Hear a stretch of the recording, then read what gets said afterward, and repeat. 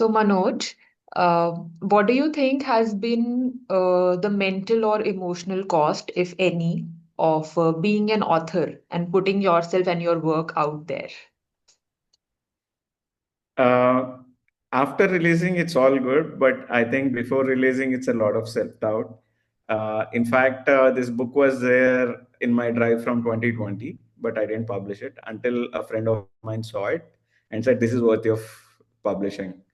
I guess we don't see the value what we create for ourselves, and that could help others.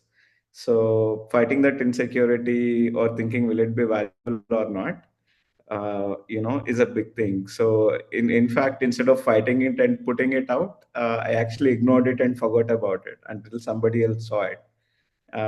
Now I got, like, in a week I got 16 reviews, one almost 144 books sold, and it's running out. I mean, it's out of stock on Amazon. So I think I overthought it, and I think I should have remembered my job is to write, not judge the book, and the judgment of the book is by the reader. So uh, I didn't fight the insecurity. If I fought, maybe this would have been out 5 years back, and I would be on my second book already. Okay, thank you. I can so relate because I am an author myself and have done this with my first book. And now I have two upcoming books in Jan, Wow. both. And there is one sequel I want to write, but as you said, I'm just delaying and some same thing. Okay, so welcome to another episode of Your Haven Heart-Led Conversations. I'm your host, Priyanka, who is an emotional intelligence coach, and I also guide people through their relationships, both with themselves and with other people in their lives, personally and professionally. I am the founder of Your Haven and also the anxiety free program that I've been running. And on today's episode of Your Haven Conversations, we have Manoj Surya with us, who is another author, and he's also the marketing head at his workplace. So, hello, Manoj. Hi, Priyanka. Thanks for having me on this show. So, how are you feeling? I'm so excited, to talk. We have been in touch on LinkedIn for a while. Now talking in person, or at least online, it feels like I already know you for a while, and probably we are continuing the conversations we are already having. And yeah, two authors talking, it's always exciting now. Okay, so will you like to tell us the name of your book to begin with? Yeah, I in fact bought the book. It's called The Serotonin Addict. We are flushed with dopamine every day with a lot of reels, instant gratification. Even at workplace, people are asking questions to AI, which is totally fine, but then they're skipping what it is giving and directly copy pasting and sending it to colleagues. So the attention span is less, the dopamine hits are high. So while people are moving towards instant, this book talks about 1 year goals, because anything worthy takes time. And once you do something worthy, you'll have a lot of self love, confidence, and a lot of control over your life, which I've done it again and again and put it in the book as a framework, including the benefits. So people get convinced they need to do this. So you mentioned about dopamine hits basically. So what does that mean? See, dopamine. So whatever we see a reel, we have an instant gratification. It feels like a win. We have a hit. Like it feels like winning, and then we want it again. So we watch another reel without knowing the 3 4 hours go. Sometimes the whole weekend goes. Sometimes people are watching in office places. Watching reels is not a bad thing, but addicted to it, and thinking that is giving. So people are not going on walks, they're watching reels. They're not, let's say somebody want to market, they're not learning how to market the basics, they're directly asking AI what to. Again, AI is as good as the person, like the horse is as good as the rider, so as good as that, right? Mm. So people have to learn the basics or have control. So dopamine is all instant gratification, we get it from junk food because it feels like a win. This is not good. So it just gives a spike and drops off, but it doesn't stay for you with longer. So at that moment, it feels good. Anything that's worthy of dopamine is not worth it, is what I feel. unless it is something positively reinforcing. Sometimes, some cases it might help. I don't know. Mm. But I always found that sticking to the basics, consistency, do it for like 6 months, year, but then it will stay for 10 years, 20 years, and it becomes a part of you. So I'm slightly against, actually a lot against dopamine hits and a lot in for serotonin addiction. So if you're getting addicted, as well get addicted to a good thing. Mhm. Makes a lot of sense. Thanks. So, Manoj, see, whatever we are doing, every action or even any inaction that we are doing has some purpose or it is fulfilling a need, right? Because I see this in Correct. my clients when I'm coaching them when I was trained. So, there is a need behind everything. So, if people are Correct. watching a lot of reels and they are looking for a lot of dopamine hits, so what do you think is the need that they are trying to meet? What is it that they Uh, lack that, because this is rising, this is on a rising scale. So what do you think? mhm. It's one thing I realized, even I was addicted to Instagram. So last year, 4 5 months, I was off Instagram totally. I deactivated it. But once I'm back, even I'm slowly getting addicted to reels. I'm being conscious and stopping. I think uh, I don't know what people are lacking, but what I know for sure is if we have something worthy of doing and we want to spend time on it, every other distraction will take a backseat. For example, last year I ran for 12 hours, 82.4 kilometers, and for that it took me 2 years to train. Hmm. Uh, and I know that it is going to take 2 years, 2.5 years to get there. And sometimes my morning runs are 3 4 hours, so which means I'm not, before night I'm sleeping by 9, even though I want to watch a film or something else. I'm still holding back because I know this is important. Same with while eating healthy. So I know that if I eat that, I won't hit my weight goals or calorie goals, or I won't be putting on, or I won't be reducing my body fat percentage. So it's very clear that if I do this, I will miss this. So when you say what they're lacking, I actually don't know, but maybe they're lacking something meaningful. That's why they're getting addicted to other things. But once you have something meaningful that you want to stick to, everything else will take a backseat. Hmm. And I have a feeling that if you're doing something in your control worthy of it, and remaining time, if you want to get addicted to whatever you want to do it, as long as it's not harming you, is what I feel.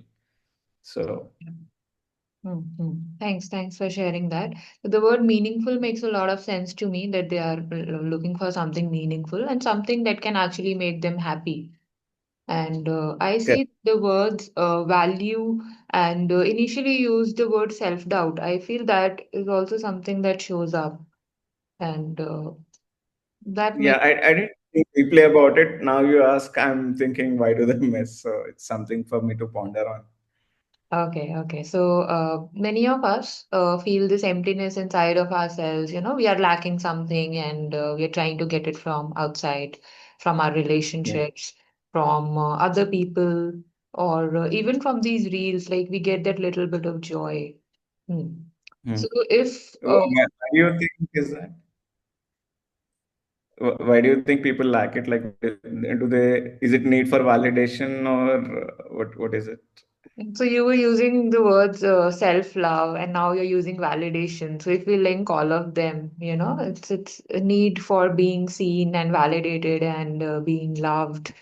And then the self-doubt thing. So I feel self-doubt stops people from what they really want to do. Ki how well will they do it? And then they keep procrastinating. Ki will I be able to do it or not? How well will it come out?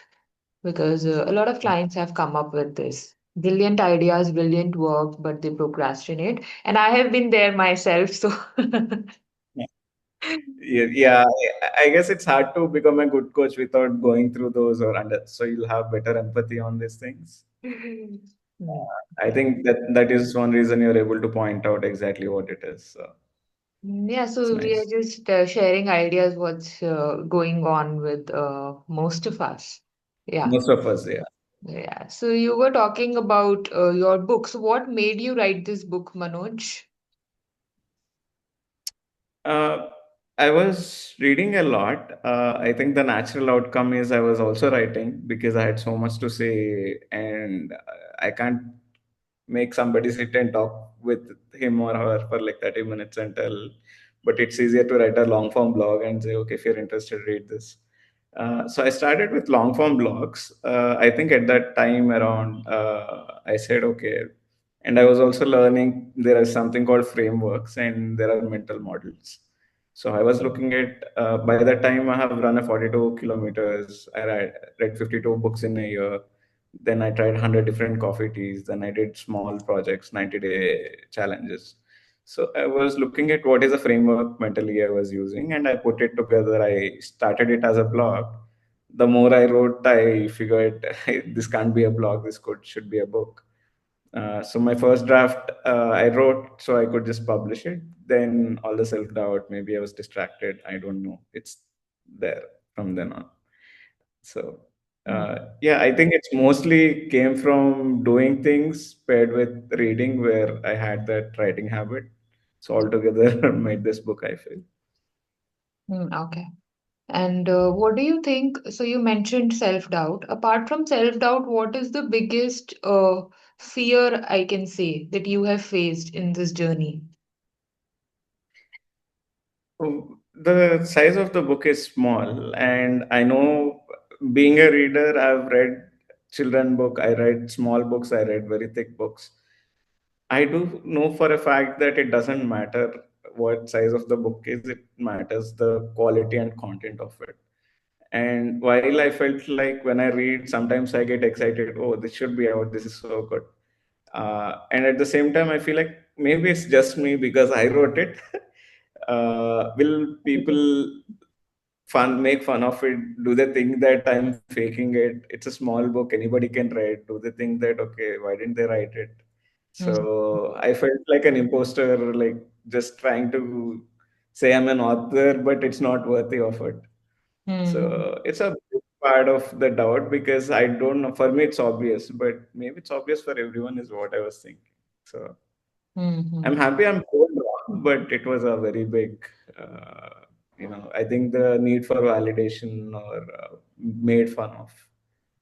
It's a Hmm. very deep fear we often don't talk about. Yeah, thanks. Thanks for sharing. So, how do you think imposter syndrome, affects our success? Matlab on a whole, matlab not yours, not mine, in general, for people who want to do something. I think from what I read and what I experienced, everyone have the imposter syndrome, and we have to do things anyway. Uh, the biggest learning came when I was training for ultras. Ultras is anything beyond 50 kilometers. Sometimes last year when I was signed up for 12-hour run, even on the start line, I'm not even talking about before that. I'm start line, I felt unbelonged. I'm like, I shouldn't be here. Maybe I can, if I walk out, it's better because if I stop in between, people will think that I just pushed above my weight. And maybe they knew it all along. I couldn't see it. Uh, Hmm.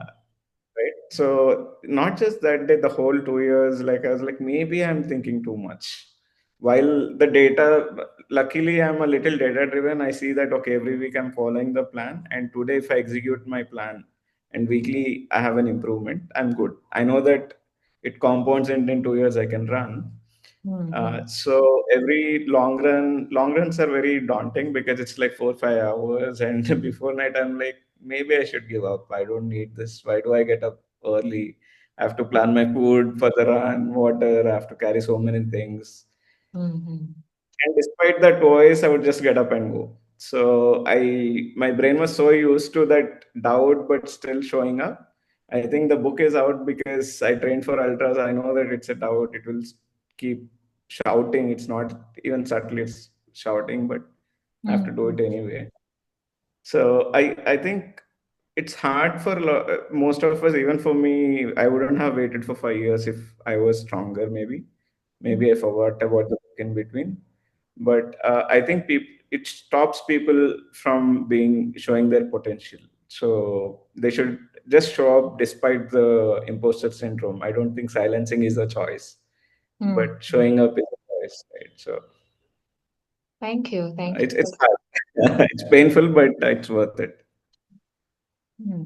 So, are there any practices that helped you during this time period to, to change your thoughts or to manage your fears and still, uh, Yeah. One thing I figured is whatever the mind shout doesn't matter, what we do matters. So if I show up and run, my body will automatically improve.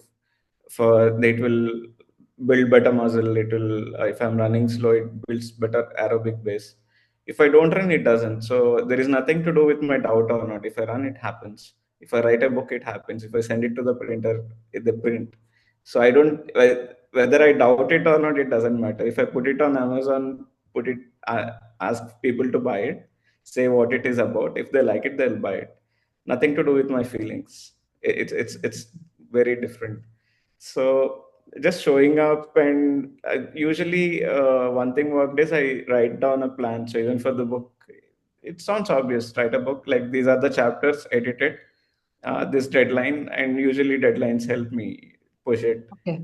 So by this time I have to send it, or I try to be accountable. I say by this time I'll send you so you can proofread. So I make sure that I'm putting some accountability there.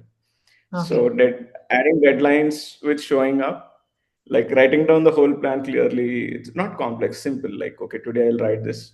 So even while writing the book, I said every day I'll edit one chapter off and send it to the person who is editing. So that's all my mind was running. It like 20 chapters were there, 20 days. It was like daunting. I'm like, no, it's okay. Today, one chapter. If I'm doing today's, I'm done. I don't need to think more than that. So Hmm. it worked. So I Okay. think runs, book, everything, everywhere it worked. So Hmm. Hmm. Okay. I think the uh, goal is to shut off the brain and not think. So Okay, okay. So, you're talking about the brain now, shutting off the brain actually. So, are there any beliefs that you had earlier, but now you have let go of in this journey? Things that you believed earlier, but have just changed or stopped believing now? in the book writing journey or over the 10 years or 13 years? Either ways you could tell. Either ways, okay. Yeah. I I never thought I could write. Okay. So, and I never thought I could read to start with a lot. And I never saw myself as a very, I never saw myself as an athlete. I was just Okay. seeing myself as somebody who enjoys life. Hmm. But I think over the journey, I figured that I can enjoy things that are productive to me also, like reading a book or running or lifting weights. Uh, these are productive while I actually enjoyed it. So my perspective from having fun to have fun that I can be consistent with, that I can grow, is a change I had. So the fun part never changed. It's just channeled, I feel. So over the last 13 years, I feel like first half is fun, second half is like more focused fun. So Okay, that's interesting.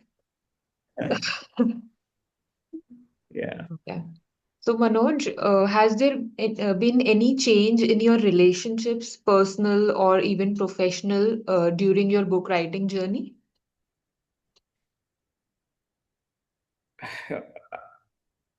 I think personal relationships, I don't know, but personally, I feel like a changed person, Okay. uh, because I never imagined just the same content in my laptop when it is in people's hands.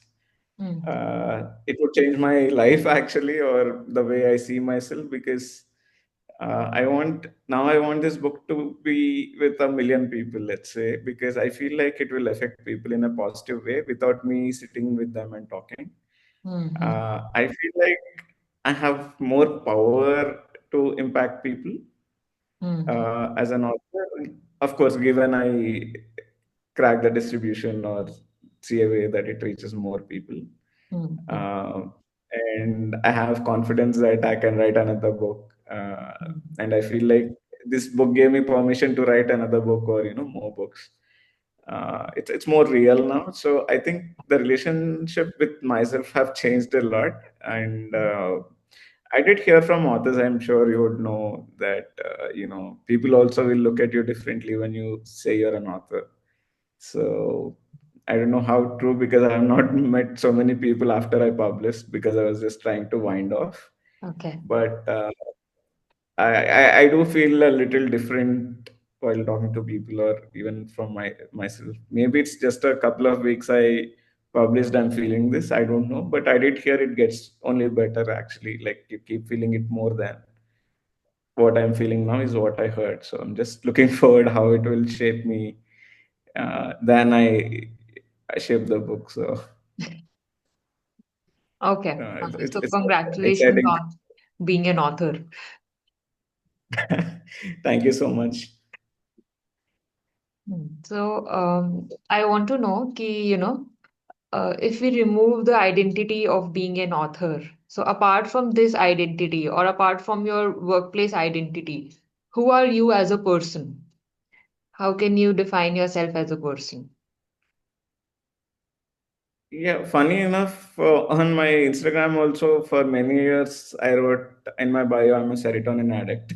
Oh, okay. So even when I look at my school or adulthood, so it was always, I was keep on doing what I love, and I never compromised on it, and I never did something I really hated or anything. So maybe I'm blessed, or maybe I'm less resistant to bullshit. I don't know. So I'm somebody who enjoys life. Is like I Hmm. like to believe. Hmm. So, Manoj, if someone else also wants to become a serotonin addict, so what are the steps, or what are some tips that you would give? They should buy the book, but I'll since we are here. No, I'm That kidding. was smart. So yeah, it's simple steps actually. One is there should not be any pressure to take up something for a long term to start with. Okay. I mean, people say from tomorrow I'll start the gym and in 1 year I'll go. No, that is not how it should be. I feel like if you want to be healthy, go to a gym and see maybe which trainer is working for you, which gym is working for you. Do you want to go to gym or you want to try yoga? So the goal is being healthy, not gym maybe. So Hmm. try out different things that may help you reach the goal. Maybe somebody enjoys calisthenics. See what is something they enjoy doing every day and are able to do it every day. So Hmm. once they know that they're enjoying and also they can do it daily, then that is when they have to stick for a long term.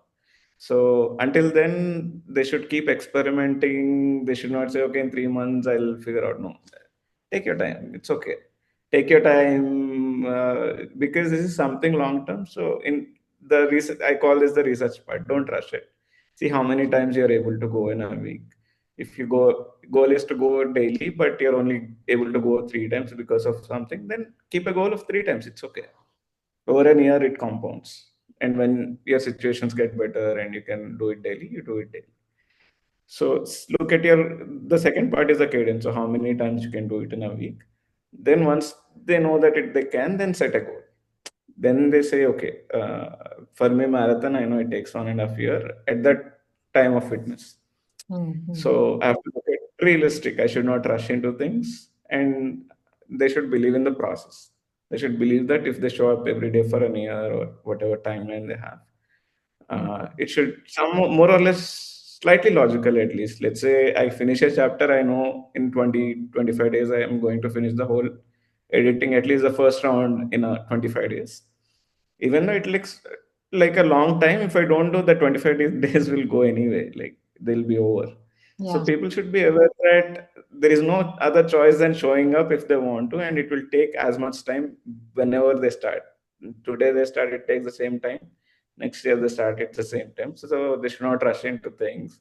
Set up a process, then do. So more or less, in the book I talk about more nitty gritties, but on a broader level, if somebody is able to follow this, I think they don't need to read the book or they don't need to listen to anybody also. They can Yeah. just Hmm. Hmm. find. I feel like the patience is not there. So somebody comes and says, I want to run 42 kilometers in 6 months. I'm like, no, don't do, even if you can, because you might lead to injury because your muscles are not used to. You have Hmm. to give it time, you need to strengthen it. You need to understand your body. Every body is different. So Hmm. the patience is something that people don't have, is what I feel. So, and they don't do enough research initially. They rush into things. Hmm. Maybe they like, but they don't plan. Maybe they plan, but they don't understand their own cadence. So how many times they can do it in a week or a day? So these Hmm. things, I think, have to be mindful. More or less, they should bring in happiness. I feel, because they find what they love, they know that they love it, and they know they can consistently do it, and over time they progress in it, and it sticks with them for a lifetime. Thank you. Thank you for sharing that. Okay, so with that, I'll ask the last question for the day, which is what are some practices that have helped you become more patient? And what is some final message that you would like to give to all of us who are watching? That's a nice question.